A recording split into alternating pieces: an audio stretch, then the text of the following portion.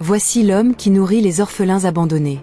Pendant que nos sociétés célèbrent avec ferveur les milliardaires et leurs futiles conquêtes matérielles, un géant discret, un homme noir africain sans titre honorifique ni reconnaissance médiatique, réinvente sous nos yeux et met en valeur la véritable signification du mot réussite. Son palais, les huttes de terre battue.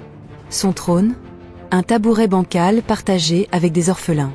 Sa couronne, ses regards d'enfant qui retrouvent soudain le droit de rêver. Écoutez bien ce paradoxe bouleversant. Lui qui pourrait compter ses biens sur les doigts d'une main, nourrit pourtant des dizaines d'enfants chaque semaine. Lui qui n'a jamais possédé de costume sur mesure, habille pourtant la détresse humaine de dignité. Lui qui ignore tout des théories économiques, donne pourtant une leçon magistrale en redistribution des richesses. Pendant que nos supermarchés jettent des tonnes de nourriture parfaitement consommable, lui transforment 3 poignées de riz en festin sacré. Pendant que nos armoires regorgent de vêtements jamais portés, lui fait d'un vieux pagne usé le plus précieux des manteaux.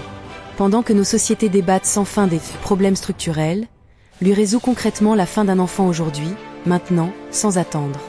Son existence même est une révolution silencieuse qui devrait nous faire honte.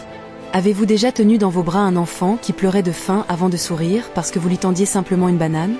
Cet homme vit cette émotion quotidiennement. Pouvez-vous imaginer ce que signifie être la seule lumière dans la vie d'êtres humains abandonnés de tous? C'est son quotidien. Auriez-vous seulement le courage de donner votre dernier repas à un inconnu? Lui l'a fait hier, le fera demain, et continuera tant que son cœur battra. Aux égoïstes de ce monde, voici votre bilan accablant. Vos comptes en banque gonflent pendant que vos âmes rétrécissent. Vos maisons s'agrandissent pendant que votre humanité s'atrophie. Vos discours se sophistiquent pendant que votre compassion s'étiole. Cet homme analphabète financièrement est pourtant le seul véritable PhD en humanité. Son université, la terre rouge des villages oubliés. Ses diplômes, ses vies transformées. Sa thèse doctorale, cette preuve quotidienne que l'amour agit quand l'égoïsme discute. La question n'est plus de savoir qui est le plus intelligent. Le verdict est sans appel. La vraie interrogation est: combien de vies aurez-vous laissé sombrer avant d'agir? Combien de repas gaspillés avant de partager? Combien d'années perdues avant de comprendre que le bonheur ne se possède pas, mais se partage? Son exemple crie cette vérité que nous feignons d'ignorer.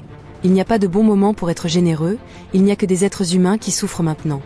La faim n'attend pas la prochaine réunion d'actionnaires. La solitude d'un orphelin ne peut patienter jusqu'à votre prochaine promotion. Alors à vous qui lisez ces lignes dans le confort de votre foyer, un ultime défi. Qu'allez-vous faire demain? Continuer à accumuler ou commencer à donner? Le monde change par des actes, non par des intentions. Votre histoire sera-t-elle celle du « j'avais » ou celle du « j'ai donné » ? Cet homme sans ressources vous regarde. Ses enfants sans voix vous attendent. Votre humanité sommeille. Quand la réveillerez-vous ?